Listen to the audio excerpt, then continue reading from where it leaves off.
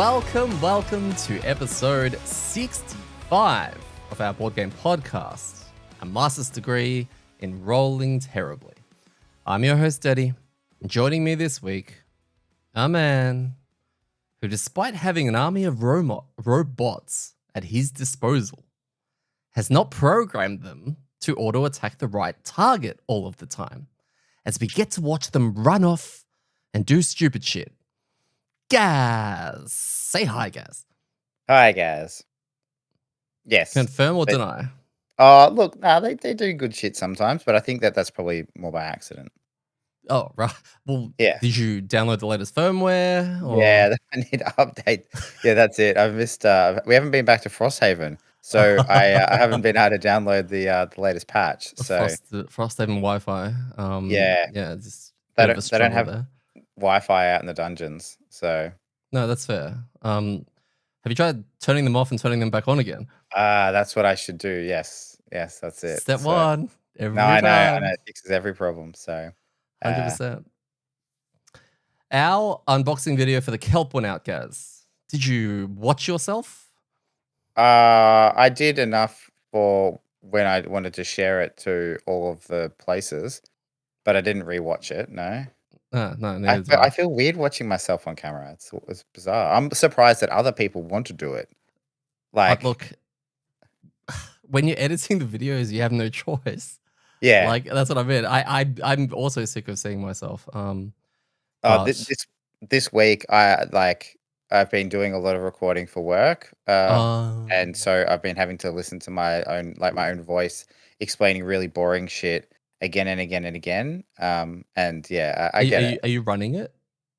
Running what? Whatever the video thing that you're doing for work. Oh, Is it something you're it was running, like a only meeting? voice.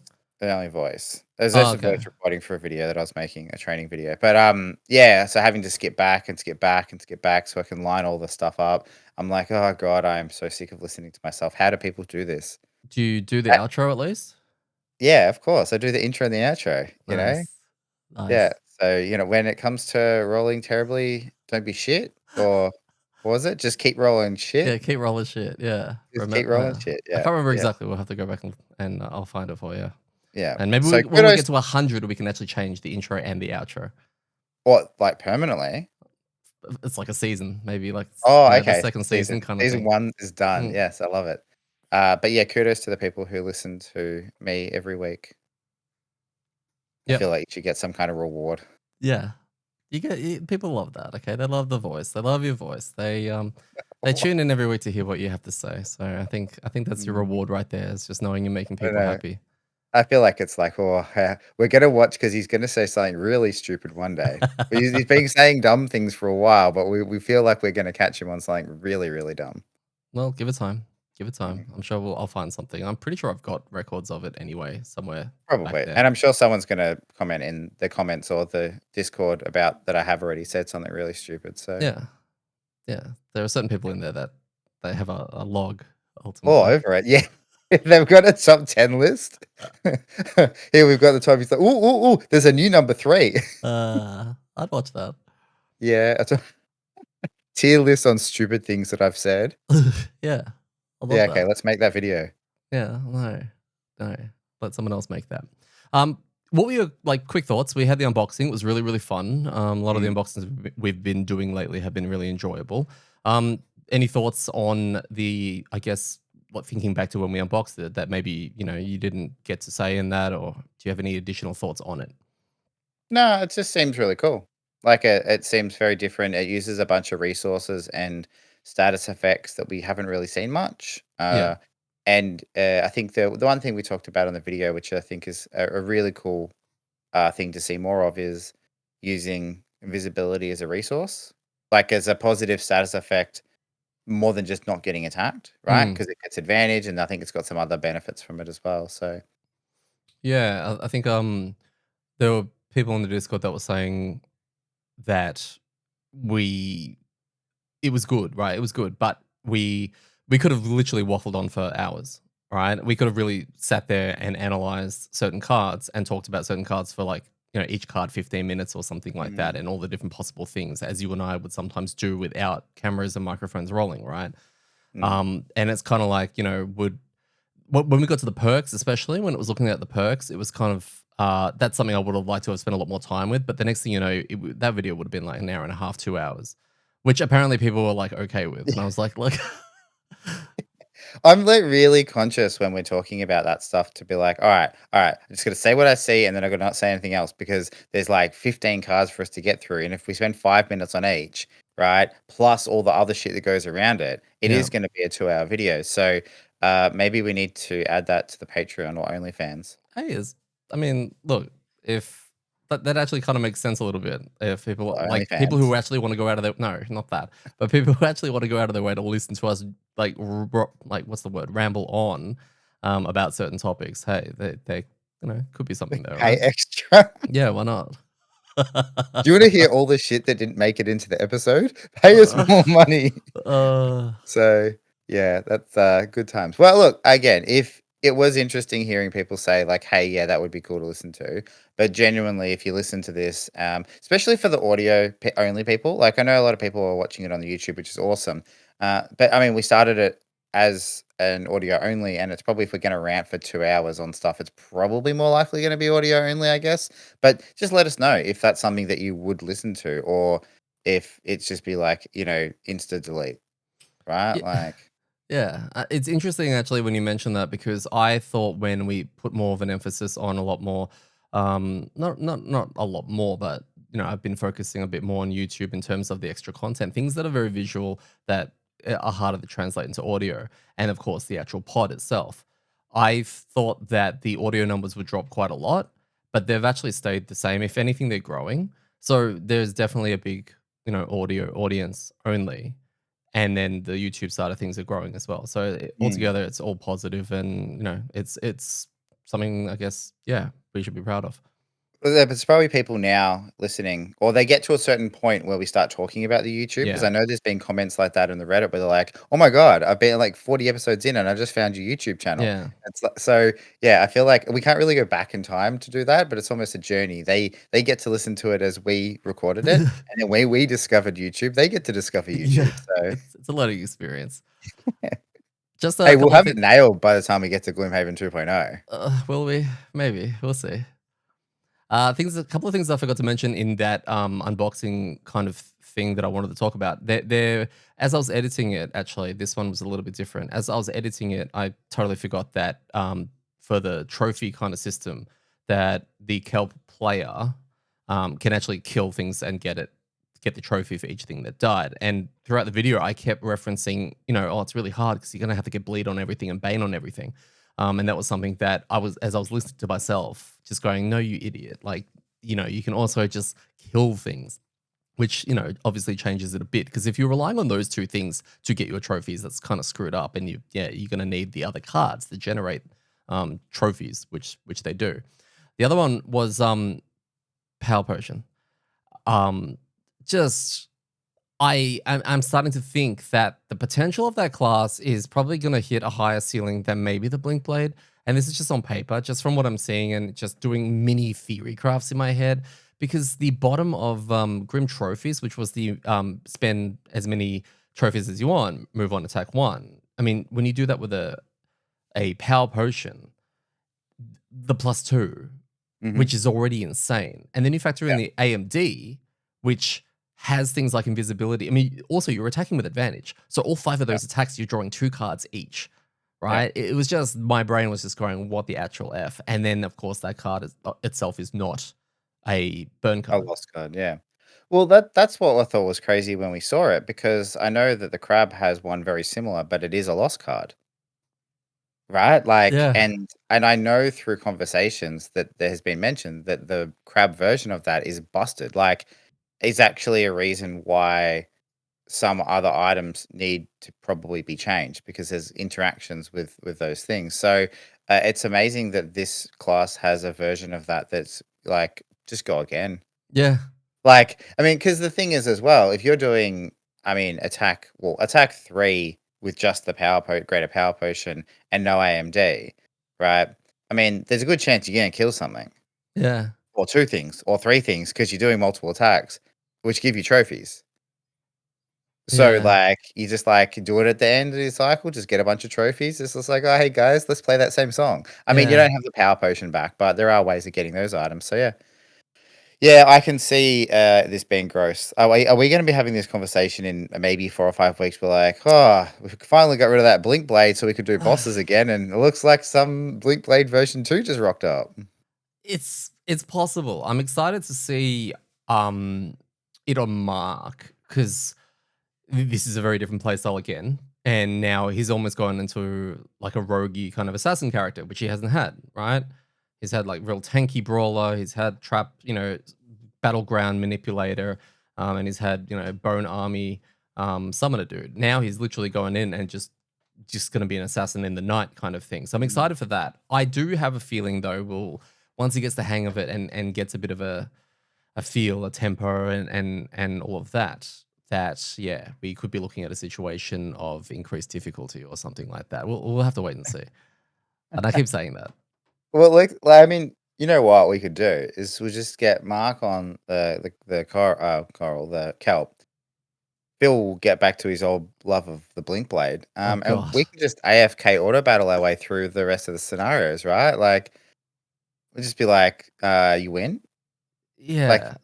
pick your character, right? Start at level 1 and just be a loot bot. Just farm all the loot, enchant everything. Well, you should then play Banner Spear and I'll play Snowflake. I'll do birds, you do banner stuff, and yeah, just make Yeah, them that's even it. better, right? That's it. That's it. Yeah, gross. So going into this week's session, we actually played with two characters, new characters, as in. So we had two new characters, which is always going to be a little bit like, okay, how's this going to go? Luckily, one of them we're familiar with, even though Phil is playing it in a slightly different style, like a very different style. And obviously, Mark's playing a brand new character that he has yet to play an ability card. So that always makes me a little bit nervous when we're going into something new, which already is almost like increasing the difficulty anyway. But the last thing is we don't have a tank on like a traditional Mm. tank anymore, which is also going to be quite interesting over the next couple of weeks.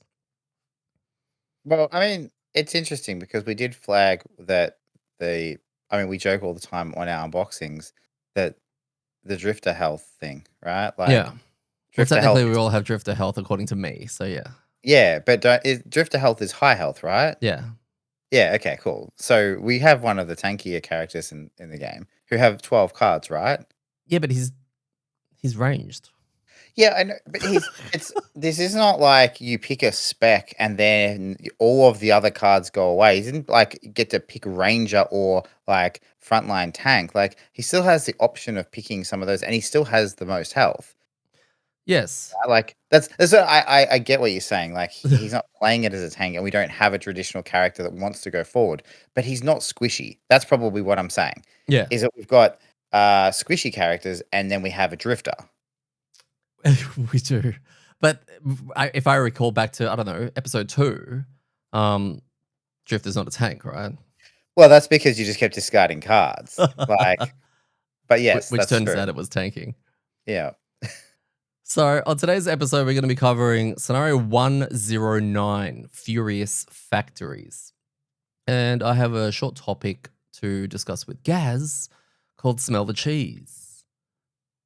Mystery topic. I love a mystery topic. Love And now mystery that I know topics. the name of it, I'm even more intrigued. So, regarding 107, for the first time ever, I decided to do a poll in Discord. Just quickly, it was on the day of that we were playing. I probably should have done it a day before, just see if more people wanted to jump on it. And I put 3 scenarios up. All right, I put 108, 109, and 113, and 100% of the people who voted 109, which always makes me a How little bit many? nervous. Yeah, that's super. That's scary. How many people? Oh, it was only 5, but it was Okay, enough. but no, but still, yeah, unanimous voting on the scenario means it's either amazing or the worst scenario ever. Or a mixture, right? Because all it takes is the starting person to be a troll, and then the next person will be like, oh, that's funny. Okay, let's do that one. Yeah, let's just go there. Because everyone just almost insta-locked it in. Mm. And then in the same thread, some of the comments we had, Riceman said, hey, that's cool. It's a great one. That was it. And don't know Okay. how to read that. Gunslinger said, do they have hate in their heart? See, I feel like he's probably the one that's the most like honest. right? Like Yeah. he's just gonna say as it is. Shoot straight shooter. Yeah. Yeah. Yeah. And Dang said, I love 109, followed by 109 was our Ormy scenario. Mm. I don't know how their Ormi situation went. I can't remember, and I didn't look it up. So, yeah. What are your thoughts on letting the community choose our scenario? Yeah, I love it. I think it's great. We have no idea anyway, because they're all we've got left is random side scenarios and job postings. When we do get one to come up, like a puzzle book one or something like that, or if something jumps out to say, "Hey, this is a scenario you really should do," we'll probably do it, Yeah. right? Like if it's from a section event or something. But all the rest of them just pick at random. Yeah. Although I really, really want to do the prison break one. Yeah. I think we've actually got one from unknown areas like to Yeah, do that's on Monday. But when we go back to literally just the random pool of yeah. everything, we can throw that one in there and see whether or not we are Well, I allowed to think do it or not. w well, we didn't wanna start it, I think, because we had both Phil and Mark really close to retirement, and we're assuming that as much as we ignore force links anyway, but it will probably be a force link. Yeah, yeah, yeah. I So, think there was a symbol or something on it. I can't remember. maybe, yeah. Might have been a different one. All right. So on our way to scenario 109, we had a road event. This was Winter Road Event 14. Mhm. And from my memory of Is this the where we charge card, them cores? yeah. Yes, yeah, So I there was remember. like some pond or something. It was kind of like warm water invites you to have a little bubble bath. The four of us just kind of jumped in. Drifter, which we've already seen before, so that was pretty cool. And then like a crab just chilling in there with us, which feels like dinner or something. And then a Um, robot, and then hot yes. magma. Yeah. Yeah, I was Yeah, what keeping a it warm. weird imagine if you were, like, just some adventurer wandering by. It's like you come across a pond, there's an oversized crab, a robot, a dude who cuts his own hair, and hot magma sitting in a pool. Do you go and approach them and ask how they're going, or find another way away from them very quickly? You walk right past and pretend you didn't see anything. Yeah, that's it. Otherwise, you But get morale. yeah. But one of the options I think was just to, I don't know, enjoy it, and the other one was to go beneath the surface of this warm pool. And I think we went down there and were lucky enough to see a phone charger, and we plugged it into my chest. I think I'm the only of us, so where I was holding an empty core, and we charged it up. So that's cool. Now we've already had an event that used the charged core, which then caused it to be uncharged. Since then, I've seen another event that required it, and we Mm, didn't have one. I wonder how many there are in there. Because if it's yeah. just the two, because there's two stickers, right? Which makes me think that it can only happen twice, unless the stickers are unlimited and use a proxy. But I'm curious about like those sort of requirements, because if there are lots of different types, that's really cool. Do you remember if the one that we couldn't do because we didn't have any batteries, went to the bottom, or did it go I can't say into for the bin? sure. Yeah, okay. Not too sure. But Oh, yeah, well, hopefully it comes back. yeah. Uh, hopefully. So, scenario 109, Furious Factory. This was designed and written by Conrad Oakes, who is also known as General CGO. Is that from Discord? Yeah. Oh, wow. He's a big part of the Frosthaven and Gloomhaven community, and is a good friend of helpful Thacker, Dwarf74. So, Conrad, feel free to PM me if you wish to deny this statement. I can edit the episode accordingly. A scenario goal for this, for 109, scenario is complete when the central processor is dead. At the end of that round, we read a thing. Scenario effect, there is none. Special rules. The glowing orb that's for some reason in the corner of this room that we're all standing in, it can't be moved or destroyed. Each metal cabinet in the scenario, according to the formula, has 10 health fast. They are enemies to you and allies to all monsters. Set up the boss monster deck and initiative token, which was weird because I was, number one, we can't see the cabinets, so, and it's 4 doors, so it kind of was like, oh, okay, yeah, I can work this out. But then, yeah, the boss monster deck and all that was all I could think about was, oh, it's a boss. There's a boss that's coming. It's just not ready yet. But why would it tell us to get it ready? I don't know. I just didn't. Yeah. Yeah. Challenge cards. We had pack hunting. At the start of the third round, spawn one normal hound in any starting hex for each character in the party, which we thought was, like gonna be fine, right? We're in a room with a bunch of cannons, and what could go wrong? And they're Yeah, well, I think when normal. we And they're saw it, we're normal. like, well, they are normal. They are normal. I think when we saw it, we were like, okay, we can kill the cannons in the first 2 rounds, then we can just kill the wolves before we open any doors. Yeah, no, makes sense. Beguiling Force was the other challenge card. All enemy ranged attacks have push 1. And I think around when the discussion I zoned out or something, because then I was like, oh yeah, sure. And we kind of threw that one in there because we were gonna do one or I, something. I think it was because we looked at the other monsters and the cannons were the only ranged ones. So we're like, how bad could it be? Yeah, Right? that's right. Because I was like, there's 4 in this room. What are the chances? Because they're the only 4 mobs in here, and there's no spawns. So therefore, every room you're probably gonna have a Beyblade room, you're gonna have a Ruin Machine room, and you're gonna have an Automaton room. Yeah. And then there's another room. So if it's just them and they're not spread out everywhere, we can probably take the push 1 because that would be horrible. Obviously, if there were cannons in the corner of every room, ancient artilleries, Yeah. just constantly peppering us and pushing us back each time. I have bad memories of that happening on a scenario quite a while back, where if you had shield and you get take damage or whatever, you don't move. And Yeah. my shackles didn't have a shield, so I spent the whole time it spawned for forever, which was Right. really screwed up, Getting pushed back to it horrible. Our was pets fun.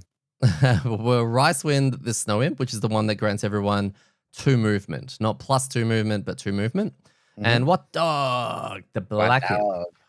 and he That's just grants an imp. everyone an attack 2. Yeah. Monster combinations were Ancient Artillery, Flaming Blade Spinners, Ruin Machines, and Steel Automatons. Our first room setup was a large hex-shaped tile with 4 elite Ancient Artilleries in each corner and 4 doors spread out evenly around the room. We spawn in the center of the room in the shape of a diamond, and nearby sits a glowing orb. And there is a section link that just says the first time any door is opened, and then when certain doors are revealed, follow those instructions. And then when all cabinets have been destroyed, we have to read a thing. Initial thoughts, Gaz. Yeah, I mean, it seemed pretty straightforward. I mean, because it didn't seem like there was many special rules. So it was like, okay, we're just going to open doors, and it's this is just like a search everything and hunt, right? Like we got to hunt for these cabinets. So I guess I wasn't all that worried about like surprises. Hmm. It was like we're going to kill these cabinets, and then something's going to spawn here, right? That's It's not what we gonna were saying, yeah. Yeah, it's not gonna, like, kill the cabinets, and then it's like, I'll read the final things like, "Oh, congratulations, you win," because there wouldn't be a reason to have the orb there. So, I think, yeah, the initial thoughts were, this we can probably work this out, like, there's 4 cannons, and then we will figure out where we're going. I mean, part of the initial calculations for the room, though, also had to factor in we were getting 4 wolves on turn 3. So, that was kind of like, "Oh, yeah, the first 3 turns we'll kind of get through, and we'll see what happens." Yeah. And yeah, we felt we had the team to kind of do that. I mean, at least I knew that I was going to do a magma orb kind of turn and try and destroy these things. The biggest thing that I was really worried about was the 4 elite artillery, and we're stacked, Mm, right? That's probably the worst part, is that they can immobilize. Now they're pushing because we've accepted this challenge card at the same time. They've got the attack where it hits you, and friends adjacent to you just take 2 pure damage. I mean, if that happened to go off and none of us move because we are prepping, yeah. yeah, that could have been catastrophic. So that was making me a little nervous at the start. The orb was weird, but it was kind of like it obviously meant something because it was going out of its way that it can't be destroyed or anything like that. And the last thing was that when I was setting it up and I looked at the top left hand corner, it was a 3-dot scenario, but it certainly didn't feel like it right now. Oh, that was 3 dots, was it? Oh, wow, that again completely goes out the window of our, dot assessment. I would've put it at 2 in hindsight, but Really? yeah, well, based on how we were assessing them the other day, or the Yeah, other week. okay. I think the other thing as well, though, that I didn't consider, and I don't think considered when we thought about picking the Wolves card, was that we have a group that like to do nothing on turn 1. But we've Like kind of always always had that yeah. throughout most of the Well, yeah, campaign. it's fascinating because like I just feel like when I was like, yeah, well, totally, we could probably kill, we can kill or have these mostly killed in 2 turns. Like that's easy. There's only 4 of them. And then when everyone did nothing on the first turn, I was just like, ugh. Okay, so we're about to have 4 hounds, right? We have like only barely scratched these things. I mean, the thing is though that your turn one is nothing happens other than usually buffing the enemy so they can do more damage to us, right? But then your turn two, you go off the charts and kill everything. So it's kind of like it averages out. Um, and I mean, Mark and Phil were figuring their characters out because it's the first time they're ever doing it. But I think this is one of those scenarios, and we've talked about this before with the prep round, that I think turn one needs to not be just do nothing. Like when you've got 4 guns that have about 14 health or whatever, 12 health, as you said, they can have a good chance of absolutely like kind of smashing us. It kind of means you need to like be doing something turn one or setting up to do something awesome turn two. Yeah. You know, I feel like if I was playing the crab, this would be one of those ones where I would probably skip my turn one prep to get in to do things and then potentially do that on turn two. Like that's kind of part of that planning. It's like if you've got a bottom that you need to play as part of your class, you play it on turn two. So you Yeah. you move on turn one, you hit something, and then when you're next to it, you play your bottom there where you don't have to move. Mm. You know, the little things like that. And that's not to criticize anyone's play. I don't think that's what I'm saying. It's just that's kind of the room we were in. Oh, yeah. You know, like you got to be doing something. And then when I was like, oh shit, we got four four hands coming along. I was like, Yeah. you haven't even hit these Well, guys. don't So forget that we had a drifter, and if you recall, drifters need 2 rounds of prep. Don't forget. So I was very quickly reminded about how much prep the drifter does require, right? Like it's a 12 card character that starts with 8 cards because its first 2 turns are just putting on body armor, finding its weapons, cutting its hair, yeah, things like that. So you would think he would do that as we are heading into said dungeon, almost like get your weapons out, be prepped, right? Get ready yeah, yeah. now, not when I things are. like Oh, I'm really gonna mess you guys up as he starts putting his body armor on and shoes. I know there's a Gloomhaven role playing game, and one of the classic things in playing role playing games is always like you're walking through a dungeon or something like that, and you'll mention to the DM just quickly, "Oh, I've got my sword out," right? Because you don't want to. If you get attacked, you don't want to spend an action having to draw your sword because it's a waste, right? You're like, oh, I guess I do nothing because I have to draw my sword. Uh, I wonder if like built into the Gloomhaven RPG is like the Drifter's obviously not in it because it's Gloomhaven, but equivalent of like, okay, you get attacked, it's like, okay, I do nothing for 2 turns because I'm just getting my items Yeah, ready. getting I ready. just yeah, Yeah, hopefully they okay, they find a way to punish that, which is like you take double damage or something like that. yeah, So in the opening room, all right, ancient artilleries. Now their lowest card is a 17. Now I'm only thinking about this because you know when we're prepping, we have to also prep quickly. In the odd chance that they go before us and mess up the plans. So they actually have a 17, and that's the one that does a melee push. It makes sense because they want to go early. The push attack -2, and they have their shields, right? So they can get that nice and early. But then from then onwards, it goes 37, 46, 46, 57, 71, 71, 95. And the 71, 71 are the ones that are the reset cards that when it nukes you, everything around you takes 2 damage. And I think one of the 46s, which is fairly early, is one of the immobilized ones. So, not a lot of wiggle room. But anyway, 3 of them did kind of work with that AoE formation and landed the immobilize on us.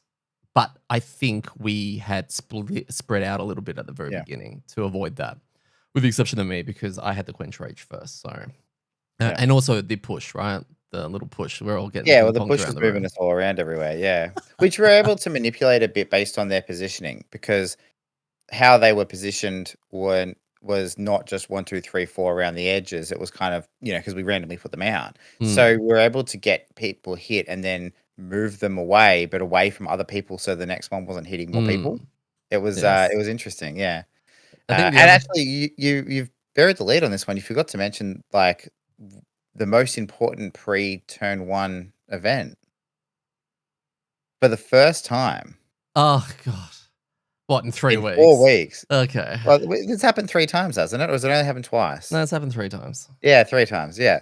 You didn't create an element that meant that the monsters absolutely booked us, No. and I think that was part of I the nailed discussion it. when you're doing it. You were like, "Alright, I don't think they eat any elements, do they?" And we're like, "Unless there's a card we've never seen, no, you should be completely fine with this one." I was a So, little paranoid that they could eat fire.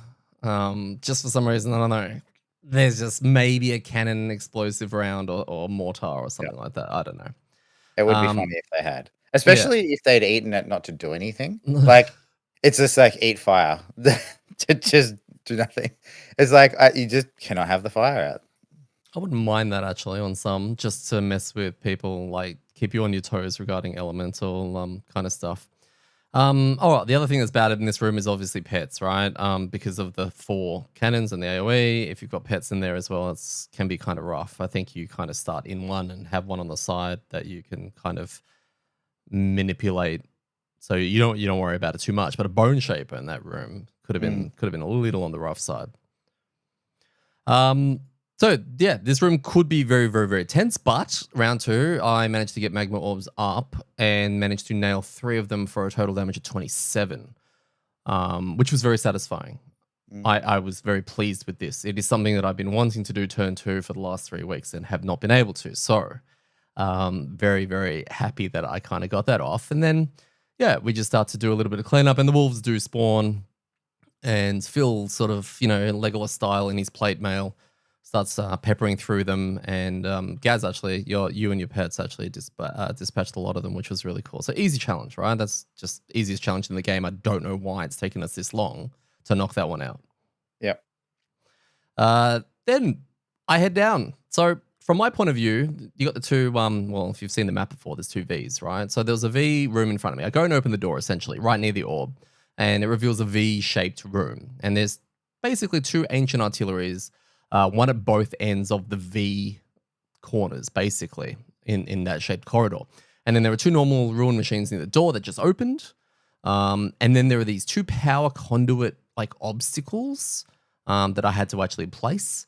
One near each artillery, and it has an A token on them. There's a door midway down one of the corridor sides, which looks like it connects maybe to an adjacent room because it kind of lined up with one of the other doors. And on the far side of the room, next to one of the artilleries, is a metal cabinet. So there's your goal, right? There's one of 4. But as soon as I opened that door, we got bombarded with one of the biggest rule boxes I've ever seen. And I will, it wasn't that bad actually. We've seen some big ones, but I will condense it basically for you all right now. So the 2 power conduits that we saw, all right, that we just discovered, they represent laser spires. So, I mean, if you know what I do for a living, it's another day at the office, really. They can't be moved or destroyed. They can, though, be rotated when they're attacked by a character. Now, the A token on each, it's a 2 hex obstacle ultimately. It represents the base, kind of like the arrow or the hand on an analog clock for people in Mark, or for people in Mark and Dwarf's generation, it's like a sundial. And when they're attacked, they rotate 1 hex in the direction that faces them further away from whoever attacked them ultimately. If the hex of the laser, though, was about to rotate and it's not empty, it can't be rotated in that direction, which is, pretty self-explanatory. During ordering of initiative each round, we reveal one of the boss monster ability cards, and on its initiative, we apply the following effects. So if we pull Boss Special 1, which is the slower variety of Boss Special, all characters and character summons adjacent to one of these laser spires will take hazardous terrain, also known as hot, hot, hot, hot, hot, hot. Because a lot of people were like, what does that one do? And I just started saying hot, hot, hot, hot, hot. Yep. Don't touch, don't touch. Don't touch. Boss Special 2, though, that's the fast one. This is the funny one. Each spire fires a laser straight out of the A token part of it, the back, and follows along the rest of the spire and continues on in a straight line of hexes until it hits a wall. The distance that these things can go is infinite, basically, like a laser. Yep. All figures in the path take hazardous terrain damage, and for the remainder of the round, those hexes are considered to be hazardous terrain that can't be avoided by flying or jumping. If the hex is in the path of 2 laser shots. The hazardous terrain damage is doubled. Makes sense. The boss ability deck has 2 cards that are neither boss special 1 or 2. If drawn, you ignore the ability and you just check the initiative number. So there's only 2 of these cards. On a 36, you rotate all of the laser spires clockwise. And if it's the 52, they rotate anti-clockwise. And that's literally the special rules on how the lasers work. And I actually had to kind of read them a few times out loud to kind of get an idea. But once you kind of, it all clicks because you kind of go with your gut of what the designer's trying to make happen. Yeah. But yeah, what were your thoughts on this concept? This is one of the most fun special rules that isn't a part of the objective of the scenario in the whole game. Yeah. Like, so much fun. It created so many funny moments. It created so many elements. Like, there was a couple of turns that it was really, really brutal, particularly because it is the fast special, so it goes early. I know there was one where I had my summons wanting to go one way, but because it has this terrain, they go the other way, and Yeah. that gets in the way. Phil just kept lining up for these things. Like, the way that the map is designed, once you open all the doors, is that there's a couple of them that can basically shoot through 3 rooms. So they can go from one room through the middle room and then through into the next room. And he just kept being in that line. Even though Hmm. they'd move around a bit, they'd always find their way back to the middle, and Yeah. then they'd shoot their laser blast, and it feels like, oh, not again. It was funny because when that was happening, it was like, oh, Phil takes 2 damage. And then we start adjusting, and he's like, well, hang on, where? And then we trace a line in a complete random direction. And he's like, oh, fuck. Oh, And it's just so funny. it Just was. watching It these things was. go off. Every time And it that was, special came up, you had to trace them all to see who actually got yeah. hit. Yeah, yeah. So no, it was a lot of fun, and I think it was really well done from I think like a design perspective. It was like 2 damage, so it's not nothing, but it's not heaps, right? So it's not like you got to stay out of the way of these things because otherwise you're just gonna die. Mm. But the fact that it made it all difficult terrain, Hazardous. for hazardous terrain, sorry, yeah, for that turn, there was a few turns again where Phil was like, "Oh, okay, well, go Yes. this way." That one, I go 1, 2, 3, 4, 5, 6, and like, okay, you take like 8 damage. He's like, "Why do I take 8 damage?" Like, "Cause the laser." And he's like, "Oh no." He's like, "Oh, well, I'll just go 1, 2, 3, 4, 5, 6." I'm like, "So you take 4 damage?" He's like, "Why?" I'm like, "Cause the laser." Yeah. So it was really cool that it was impacting just that turn, right? Like Mm. temporary hazardous terrain is not really something I can remember we've played with. And it also when we first read it, I was like, oh, okay. So do we put down something so we can remember it or whatnot? But it's kind of enough to be like, oh, these are where they go. We'll remember, and then it's gone. Yeah. So and it didn't add heaps of admin. Like if you had to put down, if it was like, oh, grab the fire hex and put one down for each tile, and then remove them at the end of the turn. Ooh. I feel like, yeah, exactly. You'd be like, oh, yeah, that makes sense, and then eventually be like, this is a pain, Yeah. right? So it was Horrible. cool. It was really, really cool. I had a lot of fun with that mechanic specifically. Yeah. Yeah. I mean, and to me, I can understand the 3 dot kind of system now, and kind of, once you get it, it makes sense. But maybe to grasp that idea, because I'm just going to jump straight to the community section just for a second there. When I was looking into this scenario and what people were saying, that was one of the harder things I think for people to understand was how Mm. there were lasers and which direction they went in, and all that kind of stuff. It was just a little on the confusing side. But something to remember is that it only is hazardous terrain damage. I know that, it can add up, especially when you're plowing through 4 tiles of it, like Phil tried to do. But it's only 2 damage every time you get hit. So it's not like catastrophic, but you take enough shots, it kind of can be. So what's the plan? So I've opened the door and a short rest, and I'm sort of heading down, to deal with some ruined machines and all that kind of stuff. Gaz and Mark, though, well, Phil said he was going to come and help me, and you and Mark went the other direction because I made a call and I said, look, there's 4 doors. We're probably not all going to be going as a collective group, because by the time we get all 4 of these cabinets, which we assume there's one behind each door in each room, we're not going to have enough stamina to deal with whatever is coming afterwards. So, yeah, I go in there, try to kill ruined machines. I think I amDirted against one of the first ones, which was really irritating, and I started So heading many down. amDirts. Pardon? So many amDirts. I'm Oh, pretty sure. this Like scenario was just amDirt that heaven. null card just got work. Yeah. Mark copped a really juicy crit from a ruin machine, resulting in a 2-card burn in that room. Mm. On his fresh kelp, I think he was going in there Yeah. and getting all invisible, and then he came out of it, and then the ruin machine was literally looking down at him, and it was just like, and Mark was like, "Oh, that's 2 cards," and I'm like, Mm. "Ooh, you are," and he's like, "Oh, this taking damage and losing this many cards and not getting them back is different. I don't understand," because he was playing the fist. Yeah. And yeah, welcome to our world where you actually Wel kind of have to be careful. Yeah, welcome back to Frosthaven, right? I Pretty mean, the much. the thing that didn't help that as well is that he'd already played 2 persistence at the start. So, Yes, he he was 2 did. persistence in, he was just before his first rest, and then he, yeah, got walloped for, yeah, I don't know, like 12 damage or something like that.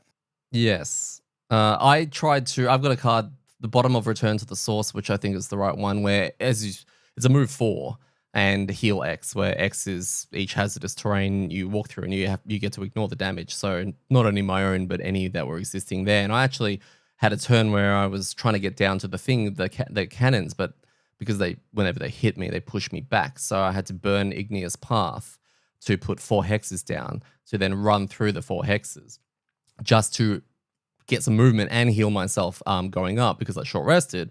I was getting fair booked, but I got to head down and start dealing with the cabinet and ignoring the artillery that was in the corner with me because I was going to use it to push me back up, which worked It and did. hurt a lot. It did, but it worked. It was funny. It was funny on the way back because we're like, "Oh, yeah, this will just push you every time it hits you," and you're like and I Yeah. think the first one actually was fine because I think it missed you. I think you might They have been actually out of missed me room. heaps. Yeah, well, yeah, but I was like, the first one you moved like 2 and then it pushed you 1. I was like, "This is brilliant. It's gonna keep going," but there was some not misses as well. Yeah. Yeah. And Phil, this is the part where Phil was going to come in because he long rested. He loves the long rest. He long rested and he was going to come in and help me out. And that's where the laser went through the actual door. And he was like, "Okay, I'll go 1, 2, 3, 4." So he didn't come in. He actually went over and opened the adjoining door Yeah. on our side. So we kind of split the party in a 2 and 2. And it was basically a seek and destroy kind of situation. Um, I eventually joined Phil in the other room after blowing up my cannon. I'm nearly dead. I'm running around on 1 health, and Phil's in the other room baiting out blade spinners. And he managed to bait them out of the room, which is really cool while he was looting. And I went into the room to deal with, the artillery that was in there. And there was a really funny moment. I actually have a photo of this where Phil actually makes his way back into the room, and he convinces me not to go and hit it, but to take a long rest so I can get my health back up. So I'm chilling next to him, and I'm having a long rest on 1 health, and I'm pretty low on cards, and a laser just comes out of nowhere, absolutely out of nowhere. I'm just sitting there and we're talking. He's like, "You all right, mate?" And I'm like, "Yes, yes. I just need a."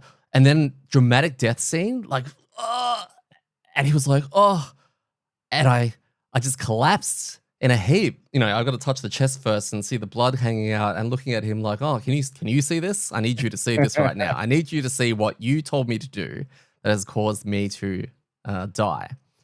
And he just sort of goes, "Oh no." Anyway, and proceeds to finish off the artillery in the room and the cabinet. So that kind of, helps finish off our side. I'm dead now. And Phil now heads up to meet up with you guys. And then we have a meanwhile moment. So how are you guys going? Well, I think Mark was like, "I got, like, 2 cards left," after he got crit and then did a couple of things. I was going okay for cards, but mine's always a bit weird because it's summons, right? So, like, I can have that not that many cards and have a few summons out, and I'm like, "I'm doing okay," but then if the summons die, I'm like, "I'm not doing okay anymore," right? So, the turn can, sorry, the tides can turn very quickly on that. Yeah. But it was looking a bit grim at that stage because we still basically had, I think, 1 more cabinet to get, but it was in the far, far end of that.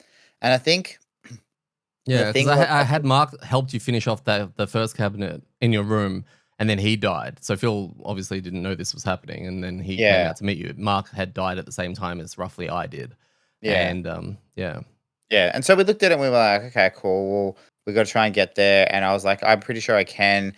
And this is when there was just a really bad laser like shot from the lasers because there was 4 ruined machines in that last room as I yeah, was coming in, And I was like, okay, that's okay. I'm fine. But the idea was that I was going to be able to move my. I needed one of my robots to not die, right? And the real machines, they drew their "I'm going to explode everywhere" card, which is rough. But I'm like, okay, this isn't too bad. But then the laser also shot beforehand, which hurt my guys, and then they went a different way, and it was just all kind of bad because all I needed was one to not die, so I could control it because I've got the horn that lets me control one, and I was going to throw it forward really far, That's and right. then just jump to it. So, but what happened was because they both died, and I was in the far room, I basically lost like 10 hexes of movement. I was Yeah. like, "Oh no, I'll be fine." Oh wait, this isn't fine at all because now I have to spend 3 turns to get where I was going to be this turn. So I was like, "Oh." I don't know about this. Like, I don't have any robots left because they all just died, and I have to spend like my next 3 turns moving to get there. So, yeah, I don't know. It Look, was looking a bit grim. there was a bit where I think they did pull their explodey card kind of thing. I think you eventually, I think you had some pets that made it in there eventually or something because they didn't blow up on you, but they actually died. No, they blew up on the pets. Yeah, yeah. So that's how you got rid of them ultimately, the ruined machines and your pets. The Well, that's the timing, problem. yeah, yeah, yeah. Yeah. But the No, that's what timing, I mean. I think I remember worked it out, and I'm like, if the laser hadn't gone off, it would have been fine. yeah, Because if the laser hadn't gone off, one of mine wouldn't have got hit an extra time and forced a different. It was all was just yeah. Again, laser cool, but like it just definitely combined with that card and that kind of small space, absolutely wrecked me. So that the yeah, laser timing is so good as so brutal. The amount yeah, of times it went off when if it drew anything else, we all would have been fine. Just mm, happened to yeah go off at the worst time. So Phil eventually catches up with Gaz, mm, and together they get the final cabinet, mm-hmm, and they ignore the final artillery that's also chilling in the room. And then the orb, that orb that was, in the original room that we all started in, it starts rising. And it was secretly a steel elite, steel automaton. It was in the starting room the whole time. This is like a Saw movie, I right? was gonna say the same thing. Spoilers. it Yeah, that's actually a big spoiler. But yeah, he was in the room. If we just I don't know, broke the orb or something like at the start, but Yeah, if only the special rules in the sign didn't say, by the way, you can't you attack can't. this, you can't destroy this, Yeah. and it Yeah, the old rises. steel wolf came out of nowhere, and we had to fight it. And And I mean, we've put these almost in the bin in our monster tier list, right? Like we've repeatedly said how non-threatening they are because even though they've got like 4 shields, they're only one monster. Pierce is pretty easy to get. Uh, we usually don't have any issues killing one of these. Usually, the only time we do is when they're spawning or there's a whole bunch of other creatures around them. And again, they're usually not the priority target, no, right? It's all the other things. It's the blade spinners. It's even the ruined machines because they can explode everywhere. These things are just there, and you can see them and kill them and pure damage them. And oh god, they're so easy. yeah, how easy were they? We Sorry, how couldn't hurt easy it. It was was the invincible. one? The Basically one, invincible.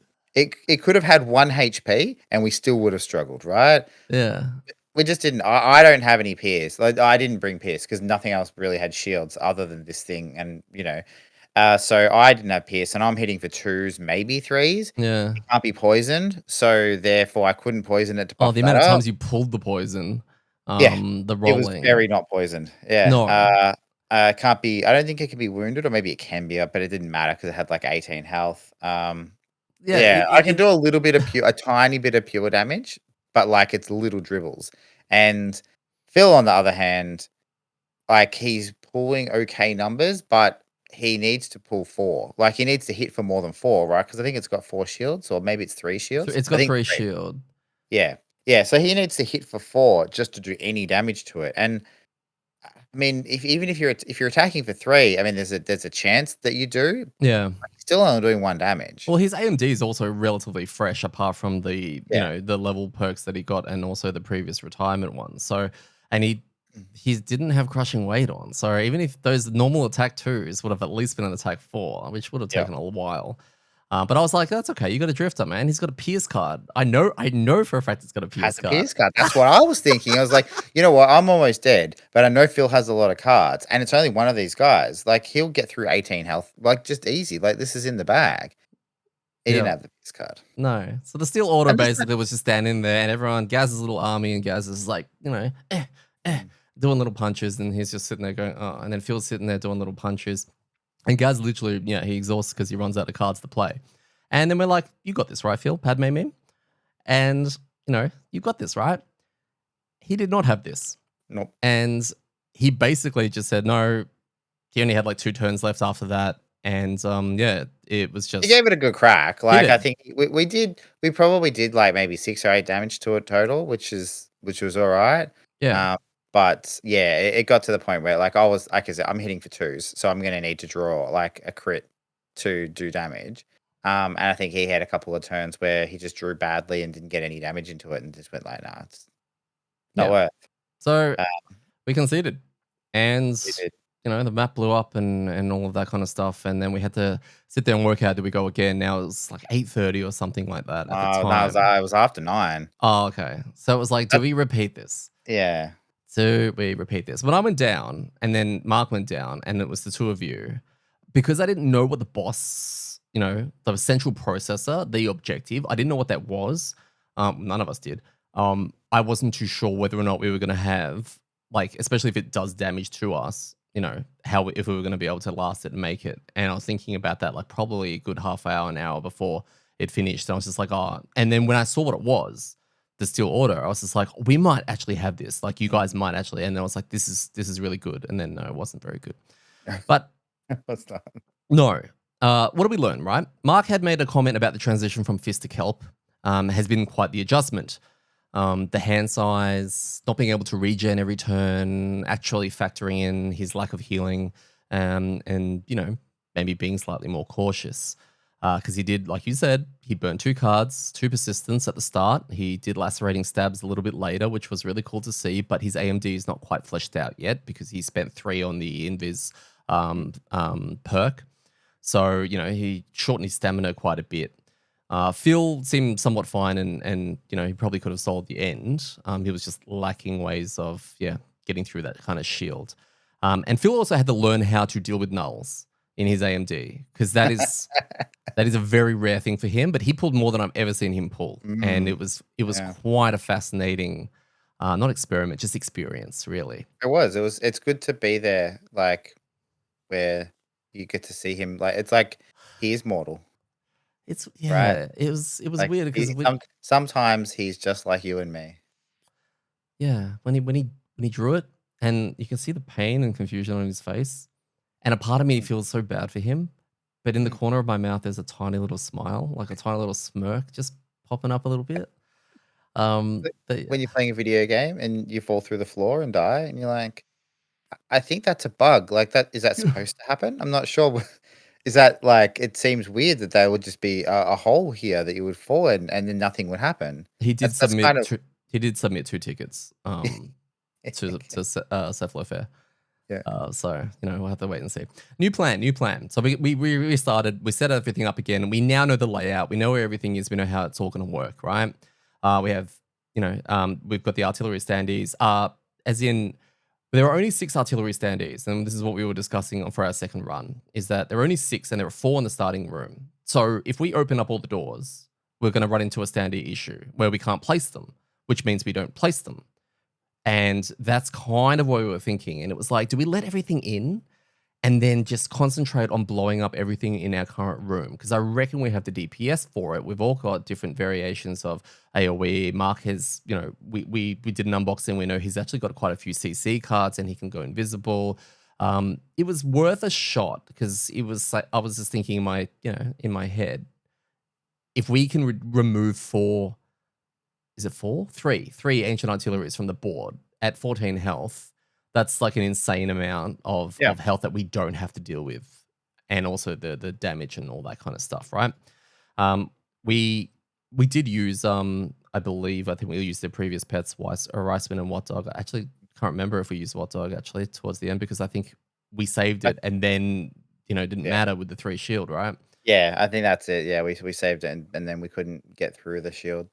Yeah, we drew new pets. So Weedy came back, which was really cool. Really, like, great pet to bring in the first room. Mm. We ran him these still, by the way. And we also brought Iron and Wine, who was making a reappearance after not. I don't think he's come back since being useless in the no loot scenario that we first played him on. So that was exciting. I'm, looking forward to using Tiny. Iron and Wine. We decided to not do any challenges because we just We'd already failed. we'd already failed. So We've you only know got 4 left as well, right? Like, yeah. we've got 4 left till we finish the deck, so we kinda figured, like, "Look, let's just." It's like 9:30 by the time we set up and go. Let's just go, right? Like, we've gotta either way, we've gotta win or lose this in, like, 2 hours so that we're not here till, like, the next day. Yeah, we want to pump through it basically. Mm. So let's do this. So second attempt, basically we did the door opening thing, which was actually really cool. It was really scary, but it was really cool revealing, I opened the top door with all the 4 ruined machines, but then I used Igneous Path to throw a flame thing through to maybe do some damage to them on the way. And everyone started opening doors except for one of the doors, which we decided, you know what, if we kill the artillery and we spawn one in there, that's probably the safest It room. it was a normal as well, Yeah, so that's right. it was kinda like we could deal with what was there, yeah. Yeah, and this ended up being much easier. We actually got to, I still did Magma Orb turn, but Mark, the Kelp has an amazing card. We talked about it. It was the 5 range, immobilize everything. Everything that's Mm. immobilized takes 2 damage, pure damage. And that was nuts. Like everything in range 5. Oh, and his opening turn, he made us all invisible. Oh, yes. That was so cool. So turn 1, we had to organize and do our weird code for initiatives. But yeah, we had to somehow go after Mark. Yeah. And turn 1, yeah, he went and made us all invisible, which is a burn card, but I think completely worth it when it came Well, to we getting worked out I think peppered. we worked out how much damage we saved, and because I think they must have been hitting multiple targets with whatever attack they were. So I think when we worked it out, we're like, yeah, he saved like a shitload of damage we would have taken. So And it allowed us, especially people who had to prep a lot, prep safely. mm, Which is yeah, very cool. And I think like I can't think of too many scenarios where a turn 1 invis for the party mm, is as clutch as it was right then yeah. and there. And then basically we basically cleared everything, and then it was just a matter of heading down the corridors and taking care of the cabinets, and to spawn that steel automaton. Now, this was also the one where Phil copped even more laser shots than the previous scenario, which was absolutely hilarious. Just pointing out, how much damage he was taking and trying to trace lines so that he can understand where it was coming from. It was just you had to be that. We like this is the scenario that we needed to record the whole thing because it just would have been such a fun thing to rewatch. And We towards should have just gone through and recorded every moment that Phil got shot by the lasers, because we would have had a good, like, minute or 2 reel there of like, "Alright, and you take 2 damage." It's like, "Why?" It's like, "'Cause you're getting shot by that laser again." It's like, yeah, "Oh, really?" It's like, "Yeah, you know how you're standing in the same spot that you were last time when you also got shot by it?" yeah. Turns out yeah. There was a bit where I think Gaz and I went into a room to deal with standard artillery and all that kind of stuff. And I was charging my quenched rage on one of the lasers because I wanted to get to that double. So I'm sitting there smacking it over and over again to bump it up. And Gaz went to head towards the chest and he did all this cool pet swapping shenanigans, which is always really cool to see you do that when things are in completely different positions and you're like yoink over to the area, loot one, and then yoink back. But unfortunately, the 2 pets kind of got stuck there because, that's an enemy, right? Like they were Yeah. fighting an enemy, which meant you couldn't get them out. Yeah, it was annoying because of where the other monsters were. So I think I was in the situation where I could control them because when I long rest, I can control them, and I also have a bit like a card item that controls them, and I have another card that lets me move them. So I can actually get them pretty far, but because of how far away the other monster was, I couldn't get them far enough. It's like I Yeah. could get them really far, but then the next turn they're just like, "Nah, I'm going back." I was I like, think also one of the lasers was also one of the aiming lasers. across it, Oh, right? And when you went to yeah, move it, you were like, oh, it's going to take damage, like Phil style, as you're running yeah, through all the hazards. So, yeah. they get you every time. It's so Yeah, funny. those lasers. Yeah, they make everything better, right? Like except Alderaan. Yeah. So yeah, we pop all the cabinets. Steel automaton pops up. I'm now on my double, which is great, and we head into the center of the room to basically deal with it. It was pretty under control. It was quite easy Yeah. by that stage, and I think it was 2 rounds, and it was gone. And then it was like run around and try and pick up loot. And it was only then that we remembered, oh, we never ever blew Weedy, which is weird. And we never did we blow Iron and Wine at the end? I Oh think yeah, we did. we We we did we because we were fighting the over that last one round loot. we remembered, and we started fighting over the same Yeah. Well, I mean, tokens. fighting over it was like there was two of us, and there was two loots that we were both That's right. overlapping. So we're like, okay, cool. I was like, and you were like, so like, how do we split this up? I'm like, one each, and you're like, oh yeah, that splits, doesn't it? Yeah, that was So, even. I but it had to was ask midnight. because I It was wasn't like sure. it was pretty late by that stage. So I think we were all a bit delirious with Frosthaven. So. But yeah, we won, and that was Mm, cool. Our rewards for this scenario were 5 collective metal. mm. Thematically makes sense. That was it. It's pretty Yeah, I cool. know. We didn't even get any morale. It's bullshit. That's true. And morale's actually not max as well, right? I know, but it doesn't matter. It's 3 off, so there's some room Oh, to grow yeah, there.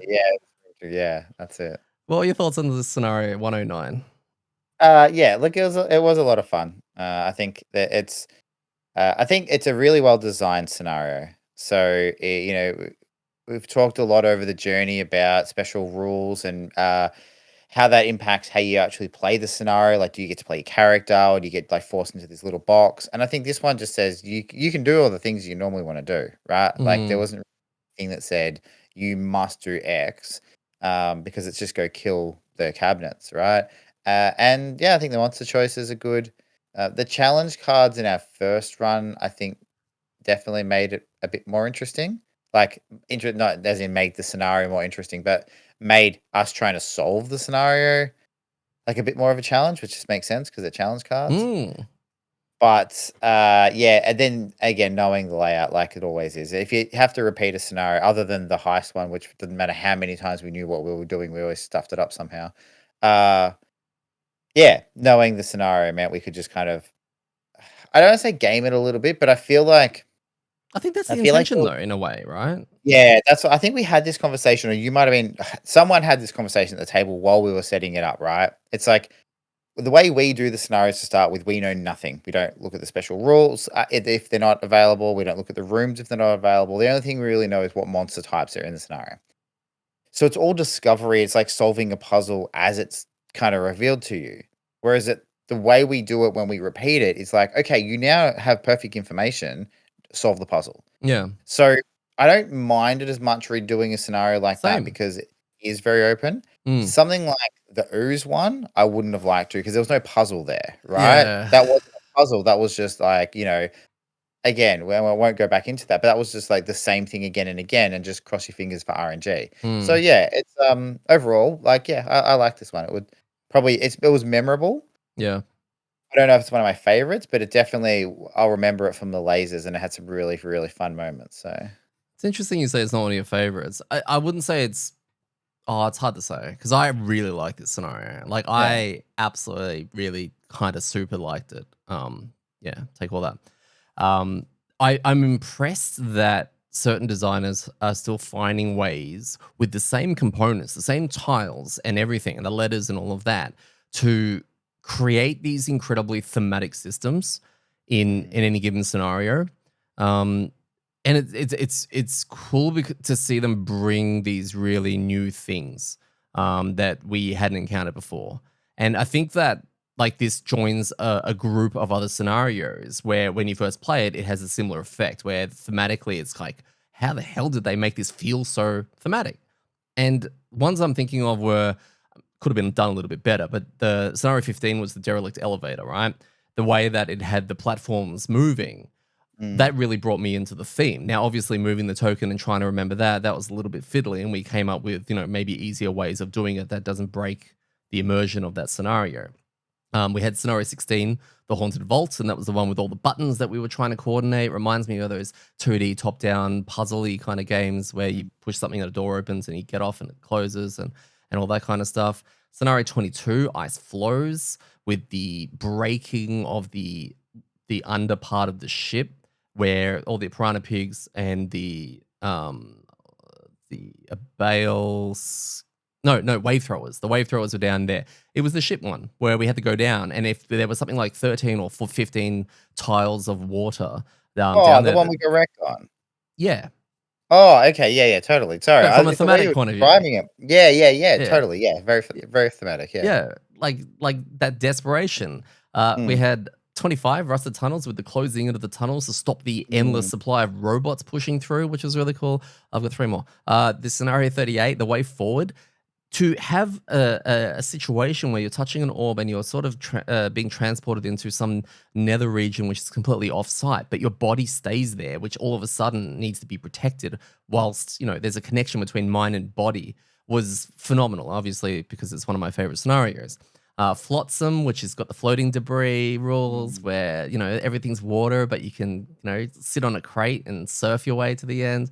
And finally, Ice Cave with that giant ice mirror going all the way through it, where mm. you've got the negative if you're not sharing a spot, and the way that the boss interacted. No, these are the things that push, I guess, the scenario envelope to a new kind of stratosphere, and really impresses me when I see it happen.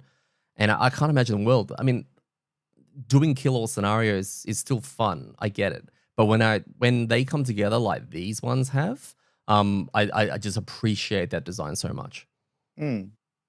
Yeah, and it's a really good point. I think we've talked about this before, is that you kill all, it needs to be kill all with a twist. But the twist needs to be something that makes it more fun, not something that stops you being able to kill all. Yeah. Right? That's I think what it boils down to. When the rules get in the way of you being able to play your character, and it's like, well, kill all, but instead of playing your character, just use these other cool tokens we're giving you. Right. And then you have to spend your cards to get these tokens. You're like, well, I could just be anyone. Yeah, You know, that's true. and that was like that one that we had where you flip the token over and you got the bomb, and then when you were long rested, you got the bomb back. Not the one-off bomb, but the one that you could keep using. Yeah. The run Yeah, through the yeah. and I think we talked at the time, it's just like, it would have been cooler if there was a way that you had to use your cards to interact with that rather than just like, just play, and then when you want, you can have a bomb, and then you can kill everything. It's fine. Hmm. So yeah, you're right. You're right. They did a really good job of making this feel like it was supposed to, which was cool. We need more laser scenarios. Like, I definitely need more lasers. Yeah, I hope the lasers come back. can you imagine if there were 6 of them sitting around, or 8 of them, 2 on each side, around scenario 14? Yeah, sure, why not? I Just mean, that would like also help us, yeah. laser grid. Well, no, there was only. Oh I think yeah, it yeah, that was damages hot. figures. Yeah, it was a hot that only damages players. One of them, Um, yeah. yeah. Um, So is very good. it a Ormi scenario? Oh well, I don't know. We should ask Dan, right? Like, I don't. It's tricky because I think this is one of the ones that is fine for Ormy if you warp how you play it, right? Because if you went as a group and went hard into rooms, I think Ormy's fine. Right? If you split up and do what we did in our second crack, no, there's no chance he's dead. It's the dead first time, the first turn. So it's like dealing with those 4 cannons to keep him alive, which I think you can do as long as you pull aggro. And then you'd need to be really careful about where you went. So you'd be like, make sure that we go into a room and we go in deep, right? And then we're killing things and pulling aggro. So when he comes in, he's not getting hooked by everything. The only Um, issue, the only mm. issue I have with that, because I haven't really thought about this, is that once he sets his sight on a cannon, he's gone down there to deal with it. But that's what I You'd mean. have You to need. clear everything. Yeah, that's what I'm saying. Yeah, Like, yeah, okay. exactly right. Well, I mean, you've got that. You've got cannons which can do their pull the shoot the furthest away, so you can't protect him that way always.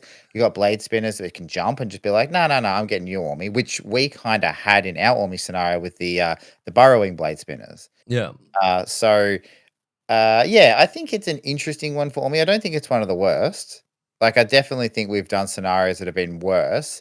Um, but I So I'll pose a question to you, right? Yeah. It was a lot easier our second time around, and the not having the challenge cards also made it a bit easier. Yeah. Do you reckon if we had had Ormi on our first go and no challenge cards, for example, right? Do you think we could have just warped the way we played and potentially got across the line? I don't know. Ormi has, from memory, and it was a year ago. Mm. He's got like 10 health But or he always something like crits. that. He does always crit, but he's melee. And yeah, I know you can negate cards by, giving up your own cards to negate the damage he takes, but Oh, can you? yeah, we've covered Oh, this, we've and covered that this was your that I was reaction. surprised Yeah, last time. Yeah, okay, yeah, cool. you were just as Oh, surprised. easy. Mm. Nah, fine. Nah, Ormi. Yeah, this is like a easy Ormi scenario now. Well, dang. I got a message from him because I asked him. I was like, "Can you please tell me what happened to your Ormi? I really Yeah. want to know." And he said that he he got bombed like in the beginning room, but he survived, which is amazing. All right, Mm. that's good. That's good news. That's good for Ormi. And then Dang, who was on his Geminate, he opened the door, and Ormi charged in and got annihilated by the laser defense system. So yeah, it was kind of Yeah. like a click moment, and he Yeah, kind okay. of disintegrated. Yeah. Oh. Uh, yeah, rip. Community wise, yeah, it was just mostly rule questions about how they turn and how the lasers fired and all that kind of good stuff. Our battle goals. Now, I'm almost certain there it is. So we had a Bastion person that attempted to get one of the hardest battle goals in Four the game. 4 doors in the first room, and there's 2 more doors in the other rooms. Like, this is, like, the best Bastion scenario that I've seen in Frosthaven. Yeah, and unfortunately, I think Mark was about to get it, but then he had a Got caught wound guard? on one that was on 1 health or something like that. Something died, but he had the Bastion only triggers at the end of the round. Yeah. So on his turn, he completed it, but then something else It happened. was no longer completed. Yeah. No, it was no longer completed, and then yeah, he just kind of went F that and didn't bother with the rest of the scenario. Shirka kill an This is enemy our not first run though, right? no, this is the second one that Oh, I second run. yeah. Okay. Yep, yep. I didn't keep the first because they all got shuffled. Shirka, kill an enemy not adjacent to you while you are adjacent to another enemy. That was me, and I had not tracked that until the part where I did, and I was trying to hit the blade spinner, and I kept pointing at the wrong one and keep getting Oh, corrected. that's yeah. Yeah. Phil had a very very interesting choice. Oh, He yeah. he chose slowpoke. Like, this is with perfect information on when you know where everything is. Like, Yeah. And, he announced that he booked his battle goal, and then he on explained what it turn 1. was, and we're like, "Oh, well, of course." Yeah, of Like course, yeah. And look, I guess it's one of those things that we did talk about starting in the first room and going slowly. So there is a world where you go, yeah, okay. Like, it's potential that he just hangs around, moves slowly around. He's ranged, so he doesn't need to move really far to get into combat. So there is a world where, and it's the lure of the 2 ticks. yeah, it's the 2 You see ticks the 2 ticks, you pick up the card and you're like, yeah, this is for a tick. And like, ooh, a second tick, you say? on 2 Right characters on a there. new character, right? On a Like, new perks you want him character, on, yeah, yeah. like, "Ooh, I don't know if I can not," right? Well, I feel like I'm he losing nodded. ticks if no, he failed, yeah, so And you had Ravager perform 2 actions with lost icons in the same turn. nah, I don't think I had that one. Well, everyone else's I had. Yeah, no, What'd you I have think then? I had to perform, to play 2 cards with the lost icon before your first rest? Oh, okay. Well, did you make it? Whatever that one is. I think it's maybe to put 2 cards into your lost pile? Yeah. I don't know. Isn't that what I Anyway, just said? Oh, no. well, Okay. Um, yeah. did you make it though? Oh, no, wait, I think I did do that one. Oh, you did it? Is that put 2 cards into your lost pile on your first turn? No, you just perform 2 actions with lost icons in the same turn. So play Oh, a okay. a burn Yeah, burn. yeah, yeah. Yeah, Yeah, I think I did. Yeah, yeah. yeah. DPS. So we had our damage starting from the bottom, like bottom to top is what I. Never mind. Gaz on 40, Phil on 43. We had Mark on 58. Sorry, Phil's on his drifter, range drifter at 43. Mark's on the kelp at 58. Not bad. I think it was a lot of that was that awesome immobilized turn. He would have gotten a fair bit of that because we had a lot of standees out that he could reach. And I had 78. Damage taken. Mark took 5. Wow, I'm so used to seeing all of Mark's bars being around equal length on like in the past that it's so interesting to see like damage and then boop, Mm. boop. So he took 5 damage. Phil took 16, Gaz took 18, and I took 29. A lot of that was hardened spike damage and flowing fire. I keep just taking so much from those. And then finally healing. Mark healed 4, I healed 5, Phil healed 8, and Gaz healed 11. Outpost phase we didn't do because it was 11:30 by this time and we were all very tired, but thankful and relieved that we had completed this scenario and didn't have to repeat it next week, which is fantastic. Now, Phil made a reference, okay, during our second run at the start anyway, that because of the standee rule that we were kind of doing, that, is it cheesing the scenario? Mm. And, are we okay with that kind of thing? Which I was like, yes, I'm 100% okay with that. We're repeating it. I don't want to repeat it a third time. And we're not actually breaking a rule, right? What are your thoughts about cheesing, like just scenarios or games in general, or, finding a cheese thing? Is it a game problem? Is it a group problem? Is it even a problem? Um, yeah, okay, cool. So question without notice. I see the smell of the cheese question now. Yeah. So I think mostly not. I think it's fine. I don't think it's a game problem. I think if it's built into the game, then it's unless it's an exploit. I think there's a difference between cheating something and exploiting something. I think Yeah. exploiting is more when you're doing things and getting like a ridiculously unfair advantage or breaking the rules of the game, right? Whereas I think part of the Frosthaven, Gloomhaven world is about manipulating some of those things in a positive manner. Mm. If it's ambiguous, you get to pick, right? Or, Yeah, there's, okay. those type of things. That's built into the rules. And I think it's supposed to be taken to give you a little bit of an advantage if you need it, right? Well, it's like it's not a linear puzzle or anything like that. You're finding other ways to make it slightly easier. It's part of the puzzle solution, I guess. Mm. Right? I think with the standee thing, there's so few times where I think it comes into play that you can control. Like oozes, for example, can happen, and that's to stop the game being broken, right? Like Mm. it's very rare other times that you go in and open a room and then be like, oh, quick, let's open another door in case there's more of that monster in there and they don't have to spawn. Yeah. No. Like, it was only those specific ones and because we knew it. So it was kind of like again, I think it's so infrequent that you can control that component. I don't think it's an issue. I think, yeah. And I think that with like we thought of that in the session. I think if you can come up with something and you go, hey, and it's within the rules in your session, I'm comfortable with that because it's like, oh wow, we found a cool little way to make this Hmm. slightly easier or make it more fun or something, provided it's within the rules, so we feel right about it.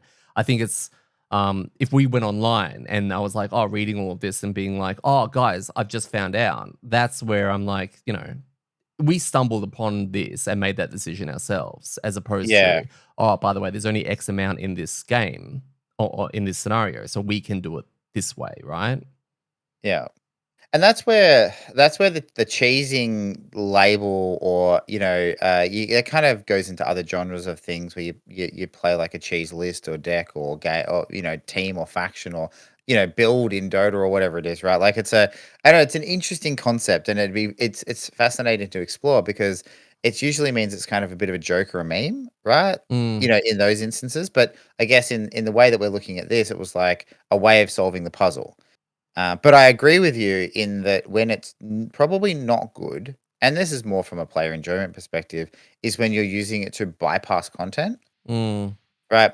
Yeah, And okay. that's pretty much your point, right? Like if you're looking up every scenario and how to solve it beforehand, and then because everything's been solved, and there's usually someone who's come up with like, oh, if you do it this way, you can skip all these mechanics, and you do that all the way through. I think that's when it's a problem. I mean, people choose to do it, so it's obviously not a problem for them. But I think that's when it can be a problem for the experience of the game, Yeah. right? And I think that's where that gets to with other things in it. If people keep doing that, and that's the only way it gets done, is that's where that becomes an issue because a percentage of people are doing it that way. Yeah. Is it I the mean, same? Is it almost the same thing as metagaming? um, Yeah, I guess so. It probably falls into the same bucket as metagaming in a sense. I mean, metagaming is thinking about the game outside of the game, right? Like that's kind of where Oh, is it? I think so. I think Ah. it's I actually don't know. Whenever I I think hear, that's it's following the meta, right? It's literally going for the best, well-researched. Someone has discovered that this is pumping out the most damage and the most numbers. So if you want mm, to be the best, you have to follow these strict things, this meta. yeah. And a lot of people believe that the internet and metagaming and all that kind of stuff, where people have access to sharing a lot of this information, has kind of ruined a lot of gaming, right? Ruined a lot of online games and self-discovery and all of that kind of stuff. Yeah.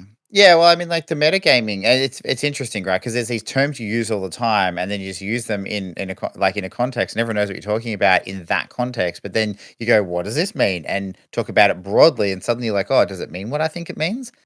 I have Like I no think idea. my first introduction to all of that was in playing games like D&D, right? So the metagame would be like, "Oh, okay, uh, let's go down. Oh, you open a door and there's a chest. Okay, cool. Well, I searched the room for traps. Okay, cool. You don't find any. Nah, the DM would have put a trap here, so I'm going to search again. That's that metagaming of like you're taking yourself outside of the game to go. Mm. I'm going to do different actions because I believe the person who created this puzzle, who's not in the game, did a thing. So I feel like that's maybe where this falls into a little bit but yeah, I don't know. I don't know. Like it's yeah. Yeah, okay. I mean, the other thing I think of though, just on remember scenario 14, right? Do you I was remember how about we to got bring that through it? up. Yeah. Yeah, Yeah, carry yeah, on. like that solving that with Invis is I guess to not use the word cheese because I think that is like it's a really weird term now we've said it so much, but it's almost gaming the system, right? Like you're going like I know the system here and I can do these things, so I can basically skip what the game is trying to make me do, and Mm. I'm gonna do a different path, right? I found an infinite loop or certain type of process or loop that meant to me I can skip a mechanic. Mm. Um, and in 14, that mechanic was like deal with the shit show of a scenario, right? And I think we didn't care because we didn't want to do it, right? Yeah, But okay. I mean, imagine one of those scenarios that you listed on your top list of like really thematic, cool scenarios. And one of us was like, "Oh, cool! I found this exploit. I can finish this in 5 turns. I'm just going to go do this and do this loop." You'd be like, "Oh, could you not?" Mm. You know what I mean? So Mm. again, that's where it comes down to whether is it good or not. It's like, well, are you avoiding everyone having a shit experience? Yeah, and I think that's ultimately it, right? It's the organic feeling of discovery versus research, I guess. Like 14, I was going to bring up as well, is the one where and this is back when I used to have little microphones like on the table, and we would record the session, like just the audio from it. And there was literally a bit after like 4 or 5 rounds into it where you're like, hang on a second. Phil, do you have your invis card? And he's like, yeah, why? And there's literally, it's at the end of one of our, or in the beginning, in the middle of that actual episode on our pod, where Mm, you can do invis. And he's sitting there trying to understand. And then I've suddenly clicked and I've gone, oh my God, you're right. We had that organic conversation then and there. Now, this may be something that people, because I see that thread come up a lot in Reddit and on and BGG around scenario 14. And it's like, this is kicking the crap out of us. How do we solve this? And people are like, use invis, right? Like yeah. do that. Um, but to actually do that organically was a very cool feeling. Things like scenario 116, which is the caravan one, movement one, birds, right? And we had this chat. We had this chat about is birds broken? Is it OP? Is it all this kind of stuff? There was a section in that where I sat there, and this is back when we filmed it, right? And I had a camera Mm, on me, and I've turned to you, and I've kind of gone, I've kind of been thinking about this for a bit, but they're allies. They're allies to mhm, us. Do you think this works? And you're like, yeah, maybe. And it was kind of like, yeah. it feels good. It feels good. And that's where I think, I don't know, maybe there's a question mark over, is it in the spirit of the scenario? Is it in the spirit of the game? Or is it completely okay? And in those instances, like the rest of my examples are with the birds, and also anything with the blink blade is what I wrote at the end of that. But yeah, it's Mm. I think that ultimately that's it. I think it's like, how does the table feel about someone doing something like that, right? And I think if it's no, this is going to make this less fun than if we didn't, or it's going to feel cheap, right? yeah, Like I feel like cheap, then no. a small thing like not spawning a couple of the cannons to make things easier.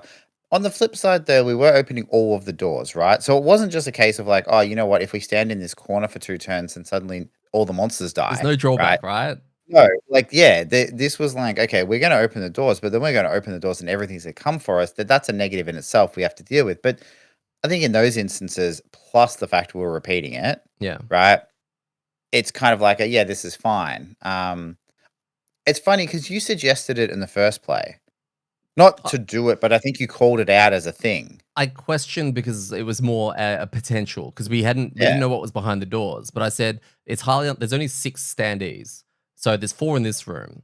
So there's a chance that there's some in every room. If we Mm. open the doors, it can stunt it. But at the same time, my brain then said, well, it may be split up because there's no other robots. There's probably a room full of blade spinners and ruin machines, etc. Yeah. So I didn't know what to do, and I didn't want to make that call. Yeah, and that's what I think at the end of the day, it's like if you find things I think you mentioned if you find things organically, it feels better. If you find them by accident, right, which is kind of I guess the same as organically, but you're not working it out. Like if we had opened 3 doors in the first thing without killing anything, I'm like, oh wait, they don't spawn. That's hilarious, right? Mm. Then it kind of would have felt like a bit like, oh, maybe we cheesed that, but we didn't do it on purpose. Yeah, So yeah, yeah, yeah. I think intent has a bit to do with it, but I think it's the same with meta stuff, right? Like you can play a deck builder game, or a card game, and you can come up with your own deck and play it, and then suddenly you rock up and everyone's playing that, and you go, "Oh, but I came up with this, right?" And they're like, "No, you didn't." It's like, "Ah," so it's like it's fine. Like that's the whole thing with net decking and all that shit. Is it's like it's fine if you just play the game you want to play, but and the last thing I'll say on this, the difference is if then you go online or you go to people telling people how awesome you are, right? Like, hey, oh yeah, no, that scenario is really easy. We are so awesome at this game. We're just that good. And you omit the part where you used a mechanic to make it easier and not play it properly, right? Mm. You Yeah. know? So it's like playing a MOBA and going like, oh, I know how all of these characters work. I'm the best at it, right? When you look up a guide. It's like, okay, cool. Well, yeah, that's fine. But you didn't work that out. Yeah. It's fine to Yeah. do, but don't try and take credit for it. No, not for the actual coming up with the play kind of thing. Yeah, It's unless weird you hearing did. you launch into that because that's normally my bit, like from like I don't know Yeah, last year, right? I 100% agree with it, right? Like taking credit for shit that you didn't do is just that you shouldn't do. But like, again, you came up with that in the moment. You didn't go, hey guys, while we were resetting this up, I looked up this guide on how to do scenario 109 or whatever this was. What we can do is X. Then it would have felt weird. Mm. Then it would have been like, oh, I guess, sure. Like, yeah, Yeah, it'll get it done. Then it would have felt like, ugh. But yeah, so. yeah. You would have hopefully have had some kind of warning sign well before that started happening, right? If I When was you're starting to make Googling how suggestions, to cheese scenario 109. Yeah. how to cheese scenario 2 and not let the priest die, and we failed. Uh, just very quickly before I send us out, I have 3 little tiny examples that I could find of cheesing situations in video games that I thought were really quite interesting. So, Elden Ring, right? Elden Ring's a From Software game, kind of like the Dark Souls series, but in the open world variety. There's a boss called the Mimic Tier where when you enter and you fight this boss, it spawns into it kind of changes into an exact replica of you, right? And you're literally fighting yourself with the same amount of power and all that kind of stuff. So it's a real test, and that's Like what makes it Dark really Link. hard. Yeah. Except when apparently you go through the door, there's a moment where you can kind of remove all your gear, and then it spawns with no gear because you're also wearing no gear, to which then you put all your gear back on very quickly, and then kick the crap out of it, which I thought Yeah, was okay. really kind of That's interesting. I funny. mean, Yeah. surely you would want to fight that properly, right? I mean, Surely, but you're not playing those games to tell everyone I mean, maybe you are, I don't know. Like, but the then whole concept of From Software games is to tell people how good you are at those games. is it or is it I feel like it's to challenge yourself, right? Like, finishing them is an achievement, but it's not a unique achievement, right? No. So, I mean, saying, "Oh, I killed that boss," people are like, "Yeah, cool." Lots of people did. Yeah. Um, so yeah, but telling people you found a way to make it like stupid easy is funny. Yeah, So yeah, okay. yeah. The next one was in Tomb Raider on some shitbox console that I think it was the original PlayStation. PlayStation 1, yeah, Yeah, sure. okay. I Why wasn't sure not? if it was that or Sega. I don't know, Master It's System or definitely something like that. PlayStation. Yeah. But there's the T-Rex. It's about 5 pixels, and it kind of comes out and it roars and all that kind Really of small stuff. arms. Yeah, yeah. There's you got to fight it with your guns, which of course, and there's apparently a little cave right near it, like a clove that you can climb into, and it kind of Mhm. tries to get to you, but it can't. So its head's going in, and apparently it's quite terrifying. But you can just keep firing safely in this little clove, and someone's found that, and that's a nice little cheesy thing there. And the one I really, really like. Have you played Roller Coaster Tycoon?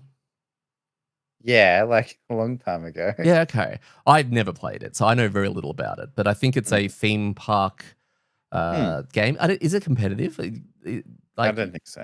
okay, Oh, because I mean, apparently, maybe there are versions of it, but I don't know. The one I played back when CDs were a thing, the internet didn't exist, so oh yeah, I don't think it was competitive. that's right. Roller Coaster Tycoon, yeah, on the mission where you had to have a more popular park than the one next door. This guy built a roller coaster that launched riders over the boundary fence, to their death. But the fatalities were recorded on the other park's stats. Nice. So their popularity kind of bombed. As a fun little cheesing thing. I just love that because I That's did not know it was the thing. When I think Roller Coaster Tycoon and all that kind of stuff, I don't think make accidents, right? And No, um, I know, I don't yeah, I look, I didn't play it a lot. I played theme park I played theme substantially park. more. Yeah, I remember that. No, that's another good one. Yeah. So if you have any suggestions, topics, or you want to throw me a juicy question to ask Gaz, you can find me on Discord by searching for Detty, D3TTY. You can also find me in the Frosthaven Outpost member lists, and you can DM me correctly or ask for the link to our Discord or something like that. Same thing for Gaz, actually. He's Zomgaz, Zomgaz. If you want to tell him something to throw some shade at me, that's another way of doing it. We'll pretty much respond to anything. We will wrap it up there. Thanks for joining us for another episode of A Master's Brie in Rolling Cheddarly. I've been your host, Derry, joining again by my good friend, Gudaz. And remember,